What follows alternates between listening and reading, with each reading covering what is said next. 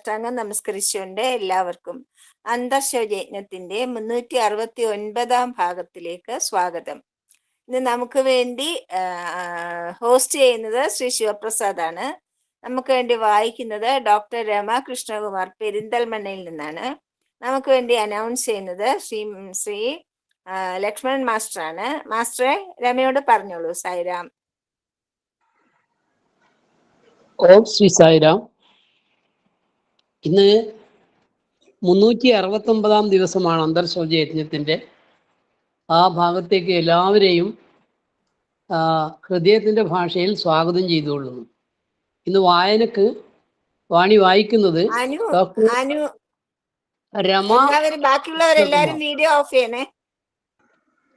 രമ കൃഷ്ണകുമാരാണ്. അനുഭവങ്ങൾ പറയുന്നതും ഭജന പാടുന്നതും. അവരെ ഈ പ്രോഗ്രാമിലേക്ക് ആർദ്രമായി സ്വാഗതം ചെയ്യുന്നു. അവരാദ്യമായിട്ട് ഒന്ന് സെൽഫ് ഇൻട്രൊഡ്യൂസ് ചെയ്യുക, എന്നിട്ട് വാണി പാരായണം ചെയ്യാൻ തുടങ്ങുക. വാണി ഒരു 10 മിനിറ്റ് നേരം പാരായണം ചെയ്യാം. ഒരു 10-12 മിനിറ്റോളം അനുഭവങ്ങളും പറയാം. അതിനുശേഷം ഭഗവാന്റെ പ്രസൻറ്റേഷനാണ്. പ്രസൻറ്റേഷൻ കഴിഞ്ഞാൽ ഭജന പാടാം. ഇത്രയും കാര്യങ്ങളാണ് ഓർത്ത് ചെയ്യേണ്ടത്. സെൽഫ് ഇൻട്രൊഡ്യൂസ് ചെയ്തുകൊണ്ട് നിങ്ങൾ വാണി വായന തുടങ്ങിക്കോളൂ. സായിരാം.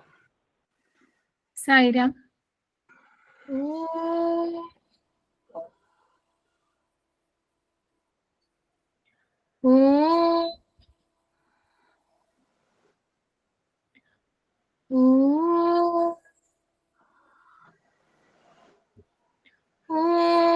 സായീശ്വരായ വിദ്മഹേ സത്യദേവായ ധീമഹി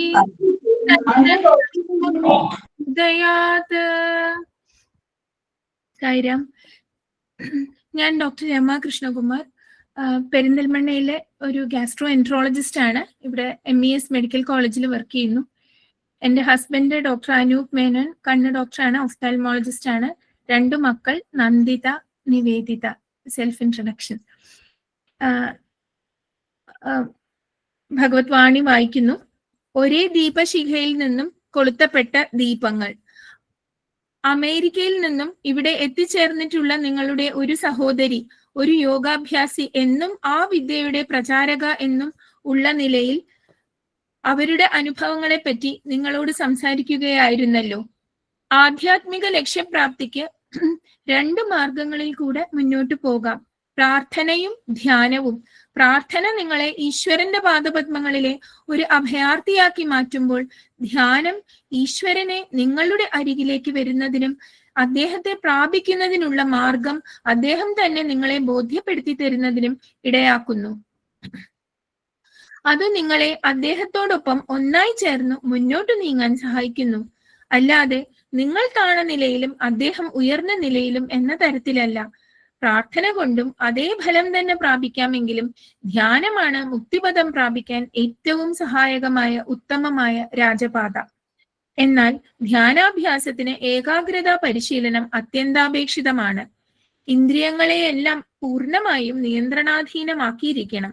ഏതു വിധത്തിലുള്ള ഈശ്വര സ്വരൂപമാണോ ധ്യാനിക്കാനായി നിങ്ങൾ നിശ്ചയിച്ചിരിക്കുന്നത്, ആ സ്വരൂപം നിങ്ങളുടെ ഉൾക്കണ്ണിന് മുമ്പിലായി നിങ്ങൾ പ്രതിഷ്ഠിക്കണം. അതല്ലെങ്കിൽ ഇന്ദിരാദേവി ഇപ്പോൾ പറഞ്ഞ തരത്തിൽ അവർ അവരുടെ പാശ്ചാത്യ ശിഷ്യരെ അഭ്യസിപ്പിക്കുന്ന ആ വിധത്തിൽ നിശ്ചഞ്ചലമായി നിലകൊണ്ട് പ്രകാശിക്കുന്ന ഒരു ദീപശിഖയെ നിങ്ങൾക്ക് ധ്യാനിക്കാം. അത് ചുറ്റിനും 4 പാടും പ്രകാശധോരണി പരത്തുന്നതായും ക്രമേണ വർദ്ധമാനമായി ചമഞ്ഞ് ഉഗ്ര തേജസ് പ്രാപിക്കുന്നതായും സങ്കല്പിക്കുക. അത് വലുതായി കൂടുതൽ തേജോമയമായി ആ തേജസ്സിനുള്ളിൽ നിങ്ങളും പൂർണ്ണമായും മുഴുകുന്നതായും ചുറ്റിനും സകലയിടത്തും വ്യാപിച്ചു സകലതിനെയും അത് ഉൾക്കൊണ്ട് ഒടുവിൽ ആ തേജസ് അല്ലാതെ മറ്റു യാതൊന്നും ശേഷിക്കുന്നില്ല എന്ന മട്ടായി തീരുന്നതായും സങ്കല്പിക്കുക. സകലതും ഉൾക്കൊള്ളുന്ന ആ പരിശുദ്ധ തേജസ്സിന്റെ ഫലമായി അസൂയ, വിദ്വേഷം, ആദിയായ തിന്മയുടെ ശക്തികൾ മുഴുവനും നശിച്ചൊടുങ്ങുന്നു. അതേ ജ്യോതി, അതേ തേജസ് സകലരിലും ഉൾക്കൊള്ളുന്നു എന്നതറിയുക. യാതൊരാളാണോ നിങ്ങളുടെ ബദ്ധവിരോധിയായവൻ, ആ മനുഷ്യനിലും അയാളുടെ ഹൃദയാന്തർഭാഗത്തായി ഇതേ ജ്യോതിസ് അടങ്ങിയിരിക്കുന്നതായി മനസ്സിലാക്കുക. നിങ്ങൾ ഒരു വീട്ടിൽ കയറി ചെല്ലുമ്പോൾ അവിടെ അവരുടെ പൂജാമുറിയുടെ ചുവരിൽ എന്റെ ഒരു പടം തൂങ്ങിക്കിടക്കുന്നത് കാണുമ്പോൾ നിങ്ങളുടെ ഹൃദയാന്തർഭാഗത്തായി ഒരു പ്രത്യേകതരം വികാരവും ഒരു പ്രത്യേക ആദരവും ബഹുമാനവും ആ വീട്ടിലുള്ള വ്യക്തിയോടും അയാൾ നിങ്ങളുടെ ഉറ്റ ബന്ധു എന്ന പോലത്തെ ഒരു തോന്നലും ജനിക്കുന്നില്ലേ? വേറെ മറ്റൊരു കാരണത്താലും നിങ്ങൾക്ക് അയാളോടും ഒരു പ്രത്യേക താല്പര്യമോ സ്നേഹമോ ഇല്ലെങ്കിലും, മാത്രമല്ല ഒരു വേള ആ മനുഷ്യൻ നിങ്ങളുടെ ജീവിതായോധനത്തിലെ ഒരു പ്രതിദ്വന്ദ്വി തന്നെയാണ് എന്ന് വരികിൽ പോലും, ഈ പടം നിമിത്തം നിങ്ങൾക്ക് അയാളോട് ഒരു പ്രത്യേക സ്നേഹം ഉളവായതായും ഹൃദയത്തിൽ നിങ്ങൾ വളരെ അടുത്തതായും നിങ്ങൾക്ക് ബോധ്യപ്പെടുന്നു. അതേമാതിരി തന്നെയാണ് എല്ലാ മനുഷ്യരുടെയും ഉള്ളിലായി തങ്ങൾ ഭക്ത്യാദരങ്ങളോടെ ബഹുമാനിക്കുന്ന ഈശ്വരന്റെ ഒരു പ്രതിച്ഛായ അയാൾ സദാ കൊണ്ടു നടക്കുന്നുണ്ടാവും. അത് മനസ്സിലാക്കി ബോധ്യപ്പെട്ട് നിങ്ങളുടെ തെറ്റിദ്ധാരണകൾ നീക്കം ചെയ്യുക. എല്ലാ വിടവുകളും നികത്തി തീർത്ഥാടന വേളയിലെ സഹയാത്രികരെ പോലെ അന്യോന്യം സഹായിച്ചും പരസ്പരം സഹകരിച്ചും ദുർഘടം നിറഞ്ഞ ഈ ജീവിത സരണിയിൽ കൂടി മുന്നേറുന്നതിനായി അന്യോന്യം പ്രോത്സാഹിപ്പിച്ചുകൊണ്ട് മുന്നോട്ട് നീങ്ങുക. അതല്ല എന്റെ രൂപമാണ് ധ്യാനിക്കാൻ നിങ്ങൾ ഇഷ്ടപ്പെടുന്നത് എങ്കിൽ ഒരു സുഖാസനത്തിൽ ആദ്യമായി ഉപവിഷ്ടരാകുക. ഒട്ടധികം ഞെളിഞ്ഞോ അതല്ല കൂനിപ്പിടഞ്ഞോ ഉള്ള ഇരിപ്പാകാതിരിക്കാൻ ശ്രദ്ധിക്കുക. ശരിക്കും ദേഹത്തിന് സുഖമായി നട്ടെല്ലു നിവർന്നുള്ള ഒരു ഇരിപ്പായിരിക്കണം അത്. പ്രാരംഭഘട്ടത്തിൽ ഏതാനും സമയം ഏതെങ്കിലും സ്തോത്രം മനസ്സിൽ ചൊല്ലുകയോ അതല്ലെങ്കിൽ നിങ്ങൾ വായിച്ചിട്ടുള്ള കേട്ടിട്ടുള്ള ഈശ്വര ലീലകളിൽ ഏതെങ്കിലും മനസ്സിനെ വ്യാപൃതമാക്കുകയോ ചെയ്യുക. ഇപ്രകാരം ചെയ്യുന്നതും ലോക വ്യാപാരങ്ങളിലേക്ക് കുതിച്ചു പാഞ്ഞ് ബഹുമുഖമായി തത്തിക്കളിക്കാൻ ഉത്സുകമായ മനസ്സിനെ അത്തരം വികാര വിചാരങ്ങളിൽ നിന്നും പിന്തിരിപ്പിച്ച് ശാന്തമാക്കി നിയന്ത്രണാധീനമാക്കി ഈശ്വരപരമായ ചിന്തയിലേക്ക് തിരിച്ചുവിടുന്നതിന് വേണ്ടിയിട്ടാണ്. അതിനുശേഷം നാമോച്ചാരണ സഹിതം സ്വാമിയുടെ രൂപധ്യാനം നടത്താൻ ഒരുമ്പെടുക. നിങ്ങളുടെ ഭക്തി സമ്പൂർണമായ വികാരങ്ങളാകുന്ന ബ്രഷ് കൊണ്ട് മനസ്സാകുന്ന കൈകളാൽ ആ രൂപം നിങ്ങളുടെ മനോദർപ്പണത്തിൽ പ്രതിബിംബിതമാകും വിധം സാവധാനത്തിൽ ചുരുണ്ടു കിടക്കുന്ന കേശഭാരം മുതൽ വദനം, കണ്ഠദേശം എന്നിങ്ങനെ കീഴോട്ടേക്കായി വരയ്ക്കപ്പെടുമ്പോൾ അന്തർനേത്രങ്ങളെ അതിൽ തന്നെ സമ്പൂർണമായും ലീനമാക്കി ഓരോ ഭാഗമായി വരച്ചെടുത്ത് ചിത്രം പൂർത്തിയാക്കുക. പൂർത്തിയായി കഴിയുമ്പോൾ വീണ്ടും പാദം മുതൽ കേശം വരെ മേൽപോട്ടേക്കായി സാവധാനത്തിൽ അന്തർദൃഷ്ടി പായിക്കുക. നിങ്ങൾ ധ്യാനിക്കാൻ ഇഷ്ടപ്പെടുന്ന ഈ രൂപത്തിൽ നിന്നും നിങ്ങളുടെ ശ്രദ്ധ ഒരു നിമിഷം പോലും അണുമാത്രം പോലും വ്യതിചലിക്കുവാൻ ഇടയാകാതിരിക്കാൻ പ്രത്യേകം ശ്രദ്ധിക്കുക. ഈ രീതിയിൽ ധ്യാനം അനുഷ്ഠിച്ചാൽ മനസ്സ് ഒരിക്കലും പുറമെ അലഞ്ഞുതിരിയുകയില്ല. ഉദാഹരണമായി ഗണേശന്റെ ഒരു സ്വർണ വിഗ്രഹം നിങ്ങൾ വാർത്തെടുക്കുകയാണെന്ന് വെക്കുക. അതിന്റെ തല സ്വർണമയമാണ്, പാദവും സ്വർണത്താൽ ഉള്ളതാണ്, ധരിച്ചിരിക്കുന്ന സിൽക്ക് തുണി പോലും സ്വർണത്താൽ ഉണ്ടാക്കപ്പെട്ടതാണ്. അതേമാതിരി നിങ്ങൾ വരച്ചെടുത്ത ചിത്രത്തിന്റെ ഓരോ ഭാഗവും ദൈവീകത തുളുമ്പി നിൽക്കുന്നതാണ്. ആ ചിത്രത്തിലുള്ള നിങ്ങളുടെ ഈ രീതിയിലുള്ള ഏകാഗ്രമായ ധ്യാനനിരത കൊണ്ട് അത് നിങ്ങളുടെ ഹൃദയാന്തർഭാഗത്ത് നല്ല പോലെ പ്രതിഷ്ഠിതമാകുന്നതാണ്. കടലാസിന്മേൽ ഒട്ടിച്ചു ചേർത്ത പടം കണക്കെ അതിനെ ആർക്കും തന്നെ മായ്ച്ചു കളയാനോ കീറിക്കളയാനോ സാധ്യമല്ല. നിങ്ങൾ ആദ്യം വിഭാവനം ചെയ്ത ആ ഭാവത്തിൽ നിന്നും ആ ഇരിപ്പിനെ അപ്പോഴപ്പോഴമായി മാറ്റിക്കളയരുത്. ഇന്ന് സ്വാമിയുടെ ഇരിക്കുന്നതായ ഒരു പടവും നാളെ നിൽക്കുന്നതായോ നടക്കുന്നതായോ സംസാരിക്കുന്നതായോ ഉള്ള ഒരു പടമോ അല്ല മനോമുകുരത്തിൽ വരയ്ക്കേണ്ടത്. കൃഷ്ണനെയാണ് നിങ്ങൾ ധ്യാനിക്കുന്നതെങ്കിൽ കയ്യിൽ വെണ്ണയും വെച്ചുകൊണ്ടിരിക്കുന്ന ഉണ്ണികൃഷ്ണന്റെ രൂപമാണ് നിങ്ങൾ ഇഷ്ടപ്പെടുന്നതും ആദ്യം വിഭാവന ചെയ്തതും എങ്കിൽ ഇനിയൊരവസരത്തിൽ അതിനെ മാറ്റി കാലിയും മേച്ച് മുരളിയും ഊതി നടക്കുന്ന കൃഷ്ണനായോ വേറൊരവസരത്തിൽ ഗോവർദ്ധനഗിരി ചുമന്നു നിൽക്കുന്ന കൃഷ്ണനായോ അതുമല്ല ഗീതാചാര്യനായ പാർത്ഥസാരഥിയായോ മാറ്റി ധ്യാനിക്കരുത്. ഏതെങ്കിലും ഒരു രൂപം മനസ്സിൽ ഉറപ്പിക്കുക. അതിന്റെ ധ്യാനത്തിൽ സ്ഥിരവ്രതരായിരിക്കുക. അത് ധാരാളം മതിയാകും. ക്ഷണക്കത്തുകൾ അയക്കുന്നതും നാഗസ്വരാദി സംഗീതമേളങ്ങൾ മുഴക്കുന്നതും കോടി തോരണാദികൾ കൊണ്ടും അലങ്കരിക്കുന്നതും അതിഥികളെ സദ്യവട്ടം കൂട്ടി സൽക്കരിക്കുന്നതും മറ്റും വധൂവരന്മാരുടെ കല്യാണ ചടങ്ങിൽ നിങ്ങളും ഭാഗഭാക്കാനും അതിന് സാക്ഷികളായി ധാരാളം വ്യക്തികൾ ഉണ്ടായിരിക്കാനുമുള്ള ഉദ്ദേശത്തോടു കൂടിയാണ്. അതേമാതിരി തന്നെയാണ് ഉത്സവാദികൾ, വിശിഷ്ട ദിനങ്ങൾ, പൂജാദികൾ, തീർത്ഥാടനങ്ങൾ, വ്രതങ്ങൾ എന്നിവ ആചരിക്കപ്പെടുന്നത്. മഹത്തുക്കളുടെയും ദിവ്യപുരുഷന്മാരുടെയും അനുഗ്രഹം ജീവാത്മാവും പരമാത്മാവുമായുള്ള ഐക്യം സംഭവിക്കാൻ ഇടയാകട്ടെ എന്നുള്ള ഉദ്ദേശത്തോടു കൂടിയാണ്. ഇതിലെ സുപ്രധാനമായ ചടങ്ങും വളരെ ലഘുവായ ഒന്നാണ്. അതായത് ജീവാത്മാവ് തന്നെയാണ് പരമാത്മാ എന്ന ബോധ്യത്തിൽ ഉറയ്ക്കുക എന്നത്. രണ്ടും രണ്ടാണ് എന്ന മിഥ്യാബോധത്തെ അകറ്റി, രണ്ട് എന്ന തെറ്റായ ധാരണ മാറ്റി, രണ്ടും ഒന്ന് തന്നെ എന്ന് ബോധ്യപ്പെടുക. ആ ദശയാണ് സമാധി എന്ന സംജ്ഞയാൽ അറിയപ്പെടുന്നത്. രണ്ടും ഒന്ന് എന്ന ബോധം ഉണ്ടായിത്തീരുക.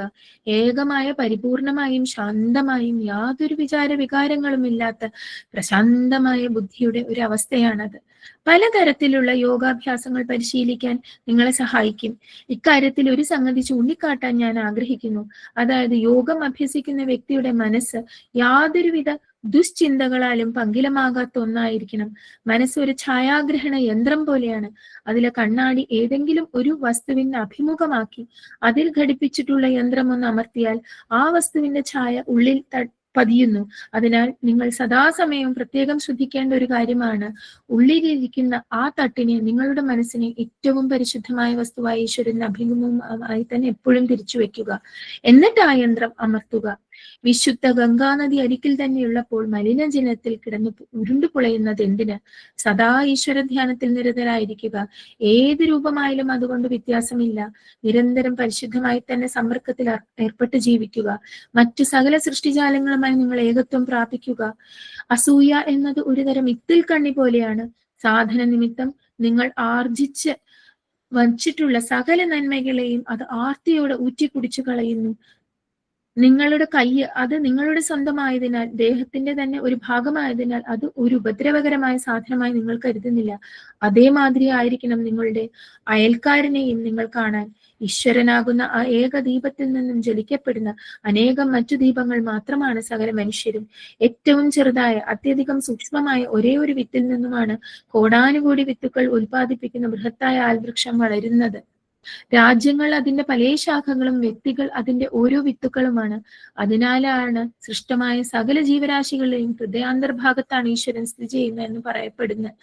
പഴം പഴുത്തു ചീഞ്ഞാലും അകത്ത് സ്ഥിതി ചെയ്യുന്ന വിത്ത് നല്ല ശക്തിയും ബലവുമുള്ളതായി തന്നെ ഇരിക്കുമല്ലോ. ദേഹത്തിൽ പലതരം വ്യത്യാസങ്ങൾ വന്നു ഭവിച്ചാലും ആത്മാവിന് യാതൊരു ഭാവഭേദവും സംഭവിക്കുന്നില്ല. മുക്തിദായകങ്ങളായ കൃത്യങ്ങളിലും പ്രയത്നങ്ങളിലും ഏർപ്പെടാനായിട്ടാണ് മനുഷ്യൻ വന്നിരിക്കുന്നത്.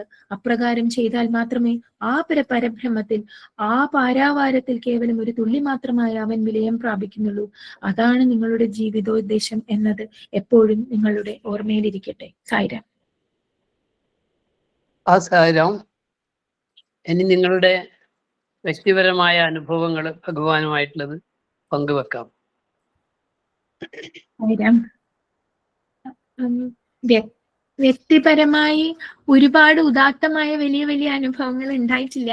എന്നാലും എൻ്റെ ഒരു ജീവിതായോധനത്തിൽ ഉണ്ടായ കുറച്ച് കാര്യങ്ങൾ ഇവിടെ പങ്കിടാൻ ആഗ്രഹിക്കുകയാണ്. കുടുംബമായി തന്നെ ഞങ്ങൾ വീട്ടിലെ ഭക്തരാണ്, രാമകൃഷ്ണ ഭക്തരാണ്. അമ്മയുടെ ഫാമിലി ശുചീനാം ശ്രീമതാം ഗേഹെ എന്ന് പറയാറുണ്ട്. എൻ്റെ ഒരു ഭാഗ്യം തന്നെ ആവട്ടെ അങ്ങനത്തെ ഒരു വീട്ടിൽ പിറന്നു. ചെറിയ കുട്ടിയാകുമ്പോൾ തൊട്ടേ ഒറ്റപ്പാലം രാമകൃഷ്ണ ആശ്രമത്തിൽ പോവാറുണ്ടായിരുന്നു. സായി ഭഗവാനെ പറ്റി പറയുകയാണെങ്കിൽ എൻ്റെ ഏർലിയസ്റ്റ് മെമ്മറീസ്, എൻ്റെ ആദ്യത്തെ ഒരു ഓർമ്മകൾ തന്നെ സായി ഭഗവാന്റെ ഒരു ഫോട്ടോ ഒരു കലണ്ടറിൽ തൂങ്ങിക്കിടക്കുന്നതാണ് ഞാൻ ചെറിയ കുട്ടിയാകുമ്പോൾ കണ്ടത് ആദ്യത്തെ ഓർമ്മ. അപ്പൊ വാട്ട് സ്ട്രക്ക് മീ വാസ് ഒരു അദ്ദേഹത്തിന്റെ മുഖത്ത് ഒരു വല്ലാത്തൊരു ആനന്ദം, ഒരു എക്സ്റ്റസി ഉണ്ടായിരുന്നു. അപ്പൊ അദ്ദേഹത്തിന്റെ മുഖത്തിന്റെ ചുറ്റും ഒരു പ്രഭാമണ്ഡലം പോലെ അദ്ദേഹത്തിന്റെ മുടി ചുരുണ്ടു കിടന്നിരുന്നു. അപ്പൊ ഇതൊക്കെ എൻ്റെ മനസ്സിൽ ഒരു വല്ലാത്തൊരു, കാണുമ്പോൾ തന്നെ നമുക്കൊരു അവാച്യമായൊരു അനുഭൂതി ഉണ്ടായിരുന്നു, അനിർവചനീയമായൊരു ആനന്ദം എനിക്ക് തോന്നിയിരുന്നു. അതിനുശേഷം ഒരുപാട് ഒരു സ്ട്രക്ചേർഡ് ആയിട്ടുള്ള ഒരു സാധനാക്രമമൊന്നും എൻ്റെ ജീവിതത്തിൽ പൊതുവേ ഇല്ല. പക്ഷേ MBBS കോഴിക്കോട് മെഡിക്കൽ കോളേജിൽ അഡ്മിഷൻ കിട്ടി. അത് കഴിഞ്ഞ് അവിടുന്ന് MD, DM അങ്ങനെ സ്പെഷ്യാലിറ്റി, സൂപ്പർ സ്പെഷ്യാലിറ്റി ഡിഗ്രികളായി മുന്നോട്ട് പോകുമ്പോൾ എൻ്റെ മനസ്സിലുണ്ടായിരുന്ന ഒരു ചിന്ത എപ്പോഴും മാനവസേവ, മാധവസേവ, യോഗം കർമ്മ സുകൗശലം എന്ന് ഭഗവാൻ ഗീതയിൽ പറഞ്ഞ പോലെ നമ്മുടെ കർമ്മം തന്നെ നമ്മൾ സേവയായി അനുഷ്ഠിക്കുക. എൻ്റെ ഭാഗ്യം കൊണ്ട് ഒരു സേവന നിരതമായ ഒരു പ്രൊഫഷൻ കിട്ടാനുള്ള ഭാഗ്യം സിദ്ധിച്ചു. അങ്ങനെ ജീവിതം മുന്നോട്ട് പോയിക്കൊണ്ടിരിക്കുന്ന സമയത്ത് പിന്നെ MBBS MD Kozhikode medical college കഴിഞ്ഞ് MD DM gastroenterology super സ്പെഷ്യാലിറ്റിക്ക് അന്ന് എൻ്റെ ഹസ്ബൻഡും ഫാമിലിയും ചെന്നൈയിലാണ്. അവര് മലയാളികളാണ്, പക്ഷെ ചെന്നൈയിൽ സെറ്റിൽഡ് ആണ്. അപ്പൊ അവിടെ മദ്രാസ് മെഡിക്കൽ കോളേജിൽ MD DM ചെയ്തുകൊണ്ടിരിക്കുന്ന കാലം. അതിന് കുറച്ച് മുന്നേ നമ്മൾ പിന്നെ ഒരു 1993 ആദ്യമായിട്ട് സ്വാമിയെ ഞാൻ വൈറ്റ്ഫീൽഡ് ബാംഗ്ലൂരിൽ ചെന്ന് കാണാനിടയായത്. അപ്പൊ സ്വാമി ഇങ്ങനെ നമ്മൾ പല പോർഷൻസ് ആയിട്ട് ഇങ്ങനെ ഇരിക്കേണ്ട നടുവിലെ വഴി കൊണ്ടിലൂടെ സ്വാമി ഇങ്ങനെ മുന്നോട്ട് നടക്കുന്നു. അപ്പൊ പറഞ്ഞു കേട്ടിട്ടില്ല എന്താ വെച്ചാൽ നമ്മൾ സ്വാമി നടക്കുന്ന വഴിയുടെ അടുത്താണ് ഇരിക്കുന്നതെങ്കിൽ സ്വാമി നിൽക്കുകയാണെങ്കിൽ നമുക്ക് കാല് തൊട്ട് തലയിൽ വെക്കാം, അങ്ങനെ പറഞ്ഞു കേട്ടിട്ടുണ്ടായിരുന്നു. പക്ഷെ കഷ്ടം എന്നല്ല, എൻ്റെ ഒരു ഇത് പറയട്ടെ, ഞാൻ ഉള്ളില് അന്തർഭാഗത്ത് മധ്യഭാഗത്തായിരുന്നിരുന്നത്. അപ്പൊ സ്വാമി ആദ്യം അടുത്ത് വന്ന് നിന്നിരുന്നു, പക്ഷെ എനിക്ക് എത്തുന്ന ദൂരത്തായിരുന്നില്ല, ഞാനായിരുന്നില്ല അറ്റത്തിരുന്നിരുന്നത്. അത് കാരണം സ്വാമിയുടെ പാദസ്പർശം അന്നും പറ്റിയില്ല. അങ്ങനെ മദ്രാസില് പിന്നെ DM ചെയ്തുകൊണ്ടിരിക്കുന്ന സമയത്ത് ഒരു ദിവസം സാധാരണ ആദ്യമായിട്ട് എനിക്ക് സ്വപ്നത്തിൽ സായിബാബയുടെ ഒരു ദർശനം കിട്ടിയ പോലെ ഉണ്ടായിരുന്നു. അതായത് എന്നെ നോക്കുന്നു, വേഗം നടന്നു പോകുന്നു, എന്നെ മാടി വിളിക്കുന്നു, അങ്ങനെ. അപ്പൊ പിറ്റേ ദിവസം ആകസ്മികമായി, ജീവിതത്തിലൊന്നും ആകസ്മികമല്ല, ഭഗവത് നിയോഗം കൊണ്ടായിരിക്കാം, ഒരു വളരെ വലിയ ഒരു ഭക്തയായ ഒരു ഡോക്ടർ ഹീരാമാലിനി ശേഷാദ്രി ഉണ്ട്. അവര് കുറച്ച് പുസ്തകങ്ങളൊക്കെ എഴുതിയിട്ടുണ്ട് സായിബാബയെ കുറിച്ച്. അവരെ കാണാനിടയായി. അവരെ മുമ്പ് കണ്ടിട്ടുണ്ട്, പക്ഷെ ഒരുപാട് കൊല്ലങ്ങൾക്ക് ശേഷം അവരെ പിന്നെയും കാണാനിടയായി. അവര് സായി ഭജനത്തിന് വേണ്ടി, തിങ്കളാഴ്ചയാണ് അവരുടെ വീട്ടിൽ സായി ഭജന ഉണ്ടാവാറുള്ളത്, എന്നെ ഇൻവൈറ്റ് ചെയ്തു. അങ്ങനെ അവരുടെ വീട്ടിൽ പോയി. മനോഹരമായി ഒരുക്കിയ പൂജാമുറി, അവരുടെ ഹൃദ്യവും മധുരവുമായ ശബ്ദത്തിൽ ഗാനാലാപനം, കണ്ണിൽ നിന്നും ബാഷ്പം ധാരധാരയായി ഒഴുകി. ഭഗവാന്റെ വലിയ ഫോട്ടോയിലേക്ക് നോക്കിയപ്പോൾ അദ്ദേഹത്തിന്റെ കണ്ണ് ഒന്ന് ചിമ്മി തുറന്ന മാതിരി എനിക്ക് തോന്നി. അതെനിക്ക് തോന്നിയതാണോ എന്ന് എനിക്കറിയില്ല, എന്തായാലും എനിക്ക് തോന്നി. ഒരു ഒരു ഒരു വല്ലാത്ത അനുഭൂതി അപ്പൊ മനസ്സിൽ നിറഞ്ഞു. വല്ലാത്തൊരു യാദൃച്ഛികത. ഭഗവാന്റെ നിയോഗം, തലേ ദിവസത്തെ സ്വപ്ന ദർശനം, പിറ്റേ ദിവസത്തെ ഇവരുടെ വീട്ടിൽ പോയതും. അപ്പോ ഭഗവാൻ ഐ ആം വിത്ത് യു, ഞാൻ നിന്റെ കൂടെ ഉണ്ട് എന്ന് ഊട്ടി ഉറപ്പിച്ച് പറഞ്ഞ പോലെ എനിക്ക് തോന്നി. കൊല്ലങ്ങൾ വീണ്ടും കടന്നുപോയി. ഗ്യാസ്ട്രോ എൻട്രോളജിസ്റ്റായി പെരിന്തൽമണ്ണയിലെ ഒരു പ്രൈവറ്റ് ഹോസ്പിറ്റലിൽ ജോയിൻ ചെയ്തു. അന്ന് ഫ്രഷറാണ്, DM കഴിഞ്ഞ ഉടനെയാണ് ഞാൻ വന്ന് ജോയിൻ ചെയ്തിരിക്കുന്നത്. എൻ്റെ മുമ്പേ ഉണ്ടായിരുന്നത് വളരെ പ്രഗത്ഭനും വളരെ സീനിയറുമായിട്ടുള്ള ഒരു ഗ്യാസ്ട്രോ എൻട്രോളജിസ്റ്റ് ആയിരുന്നു. അന്ന് മലപ്പുറത്ത് സൂപ്പർ സ്പെഷ്യലിസ്റ്റ് ലേഡീസേ ഇല്ല. MD കഴിഞ്ഞവരുണ്ട്, പക്ഷെ DM കഴിഞ്ഞൊരു സൂപ്പർ സ്പെഷ്യലിസ്റ്റ് സ്ത്രീകള് ഈ 16 വർഷം മുന്നേ അന്ന് മലപ്പുറം ഡിസ്ട്രിക്റ്റിലേക്ക് എത്തിയിട്ടില്ല. അപ്പൊ അങ്ങനെ വന്ന സമയത്ത് ഞാനൊരു ജൂനിയറുമാണ്. അപ്പോൾ സീനിയർ ഡോക്ടേഴ്സ് പലരും പറഞ്ഞിരുന്നു, ഡോക്ടർ ജയകുമാറിന്റെ പിന്നെ ഷൂസിലേക്ക് കയറി അതെല്ലാം ഇത്രയും അധികം ഹെവി ആയിട്ടുള്ള 60 OP 20 എൻഡോസ്കോപ്പി, ഈ ഒരു തിരക്കിനിടയിലൊക്കെ ഡോക്ടർക്ക് മാനേജ് ചെയ്യാൻ പറ്റുമോ എന്നൊക്കെ. എനിക്ക് അന്ന് കുട്ടി ചെറുതാണ്, ചെറിയൊരു കുഞ്ഞുണ്ട്. അപ്പോൾ ഇതൊക്കെ മാനേജ് ചെയ്യാൻ പറ്റുമോ എന്ന് ചോദിച്ചു. അപ്പൊ നമ്മളല്ലല്ലോ ഇത് ചെയ്യുന്നത്, ഈശ്വരാനുഗ്രഹം കൊണ്ട് അങ്ങനെ കുറെ മുന്നോട്ട് പോയി. ആ ഇടയ്ക്കാണ് എനിക്കൊരു ആഗ്രഹം തോന്നിയത്, ഒരു സേവ എന്നുള്ള രീതിയിൽ നമ്മുടെ മെഡിക്കൽ എഡ്യൂക്കേഷനെ ഉപയോഗിക്കണം എന്ന് തോന്നിയ സമയത്ത്. അന്ന് മലപ്പുറം ഡിസ്ട്രിക്റ്റില് എന്തോ എനിക്ക് അങ്ങനെ കോണ്ടാക്ട്സ് ഇല്ലാത്തതുകൊണ്ടാണോ ഞാൻ പാലക്കാട് പിന്നെ എൻ്റെ ഒരു റിലേറ്റീവിനോട് ഈ വിവരം പറഞ്ഞ ഉടനെ തന്നെ പിറ്റേ ദിവസം അവിടുത്തെ സായി സമിതിയിൽ നിന്ന് എനിക്കൊരു ഫോൺ വന്നു. അവിടുത്തെ ഒരു വലിയൊരു സായി പ്രവർത്തകൻ എന്നെ വിളിച്ചിട്ട് പറഞ്ഞു, ഡോക്ടർ പിന്നെ സായി സമിതി പുത്തൂരാണ്, പക്ഷെ കൊപ്പത്ത് ഒരു സായി ഒരു വീടുണ്ട്. അപ്പൊ സായി സേവ മെഡിക്കൽ ക്യാമ്പ്സ് ഒക്കെ അവിടെ വെച്ചിട്ടാണ് നടക്കുന്നത്. ഒരു ഭക്തൻ ഡൊണേറ്റ് ചെയ്ത വീടാണ്, ഒരു മിസ്റ്റർ ജയപ്രസാദ്, അദ്ദേഹം ഡൊണേറ്റ് ചെയ്ത വീടാണത്. അപ്പോൾ അവിടെ വെച്ച് ക്യാമ്പ്സ് നടക്കാറുണ്ട്. അപ്പൊ കാർഡിയോളജി നടക്കുന്നുണ്ട്, പിന്നെ ഡെന്റൽ ഉണ്ട്, ഹോമിയോ ഉണ്ട്. പക്ഷെ ഗ്യാസ്ട്രോഎൻട്രോളജി ഇല്ല. ജനറൽ ക്യാമ്പ് ഒക്കെ നടക്കുന്നുണ്ട്. അപ്പൊ ഡോക്ടർ വരണം എന്ന് പറഞ്ഞു. അപ്പൊ അതും ഒരു വലിയ നിയോഗം പോലെ തോന്നി. അതായത് നമ്മളൊരു സേവ ചെയ്യണമെന്ന് വിചാരിച്ചപ്പോഴേക്കും ഭഗവാൻ അതിനൊരു വഴി ഉണ്ടാക്കി തന്നു. അങ്ങനെ അവിടെ ചെന്നു. എല്ലാ മാസവും ചെല്ലും. അങ്ങനെ ഒരു 10-12 കൊല്ലത്തോളം ഞാൻ പോയി. എല്ലാ മാസവും ഒരു 1.5-1.25 മണിക്കൂർ ഡ്രൈവ് ഉണ്ട്. പിന്നിൽ 2 വലിയ പെട്ടി സാമ്പിൾ മെഡിസിൻസ് ഒക്കെ ആയിട്ടാണ് പോവാറുള്ളത്. സോ ദാറ്റ് അവർക്കൊരു ഫ്രീ സർവീസ് കൺസൾട്ടേഷനും അതിന്റെ കൂടെ അവർക്ക് മാക്സിമം മരുന്നുകളും നമ്മൾ തന്നെ കൊടുക്കാൻ നോക്കാം നമ്മുടെ സൈഡിൽ നിന്ന് വിചാരിച്ച്.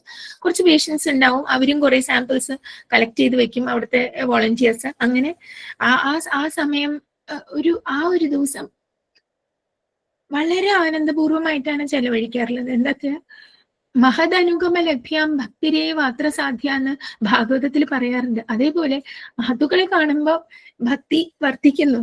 അപ്പൊ ഇവരുമായിട്ടുള്ള ഒരു സത്സംഗവും സംസർഗവും ഒരുപാട് ജീവിതത്തിന്റെ കാഴ്ചപ്പാടുകളെയും ഒക്കെ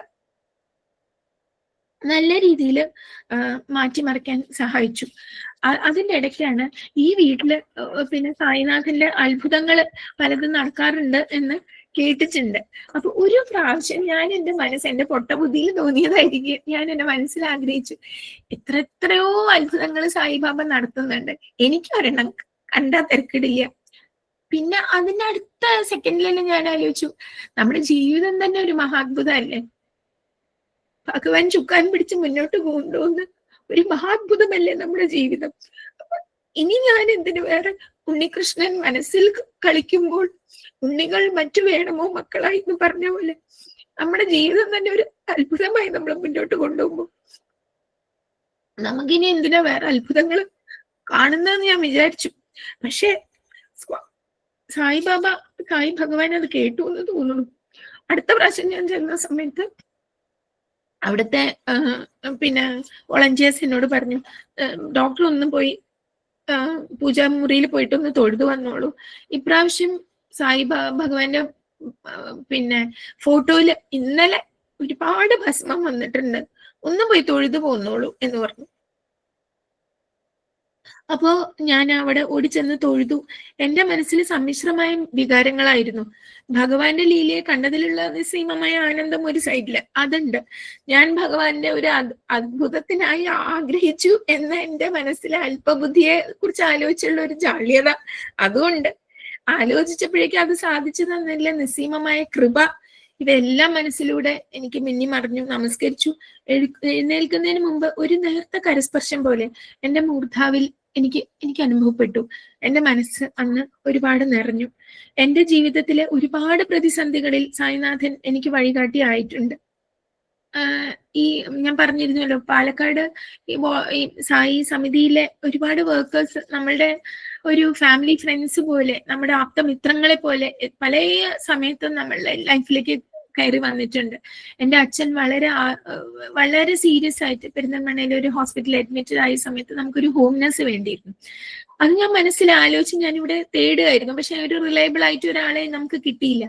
അത് പറഞ്ഞാൽ വിശ്വസിക്കില്ല. അതിന്റെ ഒരു ഞാനിത് ആലോചിച്ചൊരു 10 മിനിറ്റ് കഴിഞ്ഞിട്ട് എനിക്ക് പാലക്കാടിലെ സായി സമിതിയിലെ ഒരു വളരെ നമ്മളോട് ക്ലോസ് ആയിട്ടുള്ള അദ്ദേഹം എന്നെ വിളിച്ചിട്ട് പറഞ്ഞു, ഞാൻ അച്ഛനെ കാണാൻ വേണ്ടി പെരിന്തൽമണ്ണയ്ക്ക് ഒന്ന് വരുന്നുണ്ട്, ഡോക്ടർ അച്ഛനെ കാണാൻ. വന്നതും അദ്ദേഹം അപ്പൊ തന്നെ ഒരു ഏജൻസിയുടെ വളരെ റിലയബിൾ ആയിട്ടുള്ള, അദ്ദേഹം വേറെ പലവർക്കും അറേഞ്ച് ചെയ്ത് കൊടുത്തിട്ടുള്ള ഒരു ഏജൻസിയിലത്തെ ആൾക്കാരുടെ നമ്പർ തന്നു. പിറ്റേ ദിവസം ഹോം നഴ്സ് എത്തിച്ചേർന്നു. ഇതൊക്കെ ഒരു വലിയ അത്ഭുതമല്ലെങ്കിലും ഇതെല്ലാം നമ്മുടെ ജീവിതത്തിൽ വഴികാട്ടിയായി ഈശ്വരൻ കൂടെ ഉണ്ട് എന്ന് പറയുന്നതിന്റെ ഒരു ദൃഷ്ടാന്തമായിട്ട് എനിക്ക് തോന്നാറുണ്ട്. എന്റെ ചെറിയ കുട്ടിയെ നോക്കാൻ, 2ാമത്തെ മോളെ നോക്കാൻ വേണ്ടിയിട്ട് നിന്നിരുന്ന ഒരു വയസ്സായ സ്ത്രീയുണ്ട്. അവര് അവരെ ഒട്ടും ശ്രദ്ധിച്ചിരുന്നില്ല. അവർക്ക് വളരെ ജോലിയൊന്നും ചെയ്യാൻ പറ്റാതെ അപ്പൊ അവര് വീട്ടിലോട്ട് തിരിച്ചു പോയപ്പോ അവർക്ക് വീട്ടിലുള്ള സ്വീകരണം ഒട്ടും ഊഷ്മളമായിരുന്നില്ല. അപ്പൊ അവര് പറഞ്ഞു, എനിക്ക് താമസിക്കാൻ ഒരു ഇടം ശരിയാക്കി തരണം. ഉടനെ പാലക്കാട് സായി സമിതിയിൽ വിളിച്ചു പറഞ്ഞ ഉടനെ അവര് കാരുണ്യ എന്ന് പറഞ്ഞ പാലക്കാട്ടെ ഒരു നല്ല ഒരു സ്ഥലത്ത് ആ അമ്മയെ കൊണ്ടുപോയി പ്രാർത്ഥിക്കാൻ. അപ്പൊ നമുക്ക് എന്തെങ്കിലും ഒരു ആവശ്യം വരുന്ന സമയത്ത് ഉടനെ ഓടിയെത്താൻ ഭഗവാന്റെ രൂപത്തില് ഭഗവാന്റെ ഭക്തര് നമ്മുടെ ലൈഫിലേക്ക് വരുന്നു എന്നുള്ളതാണ്. പിന്നെ ഒന്നും കൂടെ പറഞ്ഞതിന് ശേഷം ഞാൻ നിർത്താം. എൻ്റെ ജീവിതത്തിലെ പിന്നെ നമ്മൾ മെഡിക്കലി പറയുകയാണെന്നുണ്ടെങ്കിൽ ഇപ്പൊ പേഴ്സണൽ ലൈഫിലത്തെ കാര്യങ്ങൾ പറഞ്ഞു. ഇനി പ്രൊഫഷണൽ ലൈഫിലത്തെ കാര്യങ്ങൾ പറയാറുണ്ടെങ്കിൽ സങ്കീർണമായ എൻഡോസ്കോപ്പിക് പ്രൊസീജിയേഴ്സ് നമുക്ക് ചെയ്യേണ്ടി വരാറുണ്ട്. ഓപ്പറേഷൻ അല്ലെങ്കിലും ഓപ്പറേഷനോട് അടുത്ത എൻഡോസ്കോപ്പി വഴിയുള്ള പല കോംപ്ലിക്കേറ്റഡ് പ്രൊസീജിയേഴ്സ് ചെയ്യുന്ന സമയത്ത് എൻ്റെ അച്ഛൻ്റെ ചേച്ചി വല്യമ്മ എപ്പോഴും പറയാറുണ്ട്, അടുക്കളയിൽ ഒരു സാധനം തുറക്കാൻ ബുദ്ധിമുട്ടുണ്ടെങ്കിൽ, കൈ വെച്ച് എന്തെങ്കിലും ചെയ്യാൻ ബുദ്ധിമുട്ടുണ്ടെങ്കിൽ മുരുകനെ ആലോചിക്കുകയാണ്. അപ്പൊ ഞാൻ എപ്പോഴും മുരുകനെയും സായിബാബയാണ് എപ്പോഴും എന്ത് ബുദ്ധിമുട്ട് എനിക്ക് ചെയ്യുന്ന സമയത്ത്, എന്തെങ്കിലും ഒരു കാര്യം കൈകൊണ്ട് ചെയ്യാൻ ബുദ്ധിമുട്ട്, അപ്പൊ എൻ്റെ മനസ്സിലേക്ക് ഭഗവാനും സുബ്രഹ്മണ്യ സ്വാമിയാണ് എൻ്റെ മനസ്സിലേക്ക് വരാറുള്ളത്.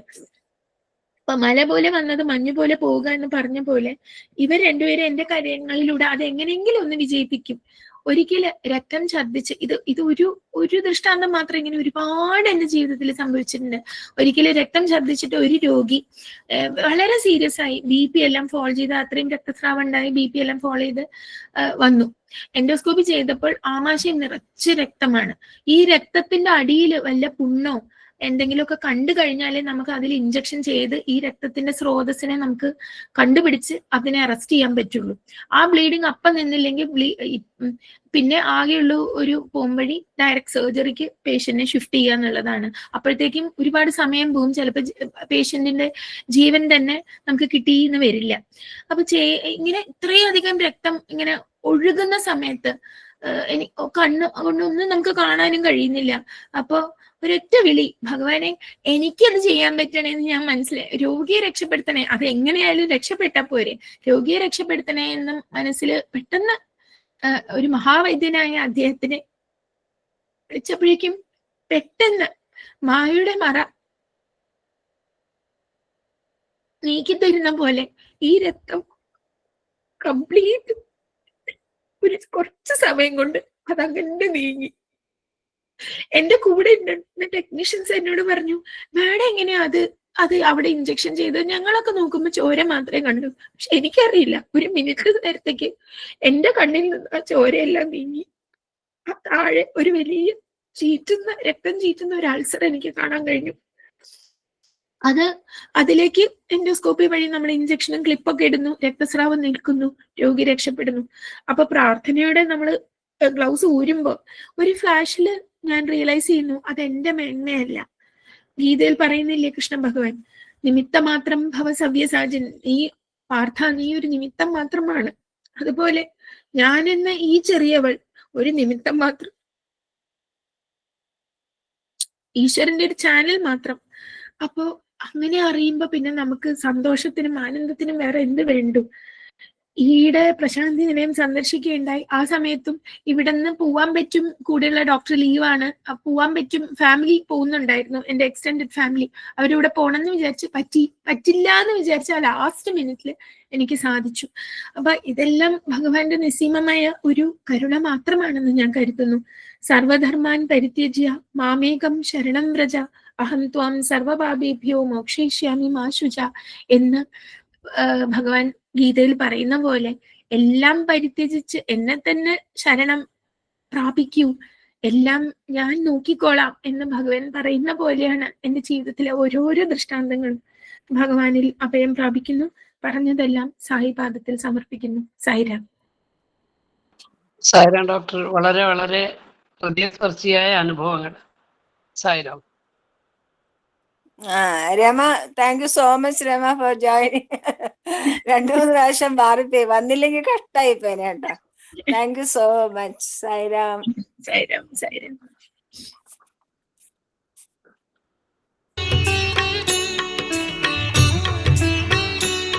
సుఖదుఖములు సమానత్వాన్ని వహించి దివ్యత్వాన్ని లక్ష్యంలో ఉంచుకొని పవిత్రమైన జీవితం గడపమని పర్వతములు కూడాను బోధిస్తూ ఉన్నాయి.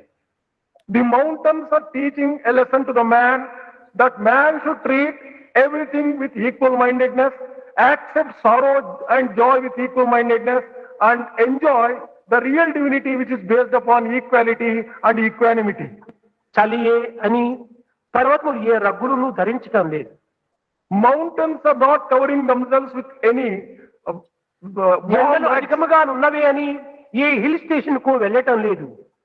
They are not, A air condition లో వేసుకోవటం లేదు. when they are faced with severe heat, they are not resorting to any other hill station to get a comfortable cool వాళ్ళకి ఏ car. విధంగా భరించాలి అనేటువంటి ఒక భ్రాంతి చేత తానే గొడుగులు పట్టడం లేదు. They are not trying to hold any umbrella to them to save themselves from rain. కేవలము ఈ చలి ఎండ వానలు దేహమునకు మాత్రమే కాని ఆత్మకు సంబంధించినవి కాదనేటువంటి సత్యాన్ని గుర్తించుకునేటువంటి పర్వతములు మానవులకు అనేక విధములుగా ప్రబోధన సలుపుతూ వచ్చాయి. ఇది రెండవ గురువు. Mountains are the second teacher, as they are teaching a lesson that man should have equal mindedness. Man should not care much for the physical comforts and physical aspects of the life.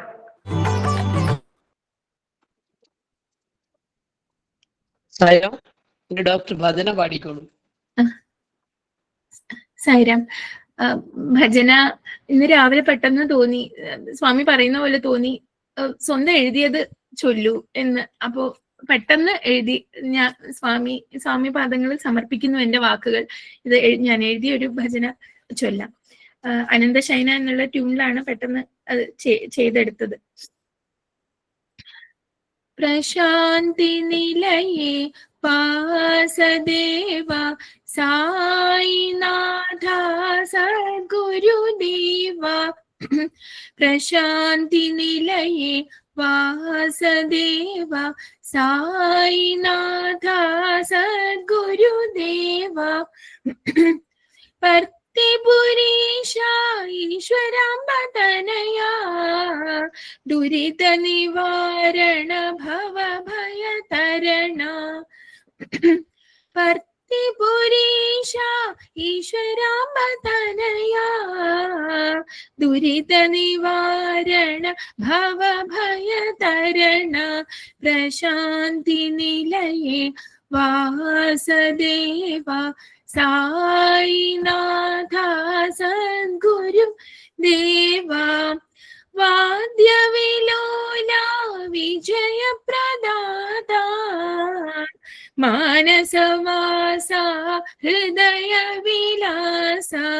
വാദ്യവിലോല വിജയപ്രദാത മാനസവാസ ഹൃദയ വിലാസ. പ്രേമ സ്വരൂപ പ്രപഞ്ചനാഥ പ്രിയതര വാക്യ പ്രീത സുചിത്ത. പ്രേമ സ്വരൂപ പ്രപഞ്ചനാഥ പ്രിയതര വാക്യ പ്രീത സുചിത്ത. പ്രശാന്തി നിലയേ വാസദേവ സായിനാഥ സദ്ഗുരുദേവ. പ്രശാന്തി നിലയേ വാസദേവ സായിനാഥ സദ്ഗുരുദേവ. സായിനാഥ സദ്ഗുരുദേവ. Sai Ram, Sai Ram. Rama, excellent, നല്ല ഭജന, very good. അനന്തശയനാദിശേഷ, beautiful. Sai ഉപമ, ജീവിതം എന്നത് ഈശ്വരനിലേക്ക് നയിക്കുന്ന ഏണിപ്പടികൾ പോലെയാണ്. നിങ്ങൾ ജനിക്കുമ്പോൾ ഏണിയുടെ ആദ്യത്തെ പടിയിലാണ്. ഓരോ ദിവസവും ഓരോ പടിയായി കയറേണ്ടതുണ്ട്. അതുകൊണ്ട് ജാഗ്രത, സ്ഥിരത, ഉത്സാഹം എന്നിവയോടുകൂടി കയറുക. മുന്നിൽ കയറാനുള്ള പടികളിലേക്ക് നോക്കാതിരിക്കുക. കയറിക്കഴിഞ്ഞ പടികളിലെ ഓർത്ത് സന്തോഷിക്കുകയോ സങ്കടപ്പെടുകയോ ചെയ്യാതിരിക്കുക. ഒരു പടി നന്നായി കയറിയാൽ അത് തൃപ്തി നൽകുന്നു. അടുത്ത പടി കയറുമ്പോൾ നിങ്ങളെ പ്രോത്സാഹനം ലഭിക്കുന്നു. കയറിയ പടികളിൽ നിന്നും വഴുതി വീഴാതിരിക്കുക. ഓരോ പടിയും ഒരു വിജയമാണ്. നഷ്ടമാകുന്ന ഓരോ ദിവസവും പരാജയവും ലജ്ജാകരവുമാണ്. സമയം ഈശ്വരനാണ്. അതുകൊണ്ട് സമയം പാഴാക്കാതെ ഇരിക്കുക. ജയ സായിരാം. സായിരാം ഡോക്ടർ, നിങ്ങളുടെ എല്ലാ പ്രോഗ്രാമും വളരെ ഭംഗിയായി ഭഗവാന്റെ കൃപ നിങ്ങൾക്കും കുടുംബത്തിനും പ്രാർത്ഥിച്ചുകൊണ്ട് ശാന്തി മന്ത്രം ജപിക്കാം. സമസ്തലോകാ സുഖിനോ ഭവന്തു, സമസ്തലോകാ സുഖിനോ ഭവന്തു, സമസ്തലോകാ സുഖിനോ ഭവന്തു. ഓം ശാന്തി ശാന്തി ശാന്തി. जय बोलो भगवान श्री सत्य साई बाबा जी की जय.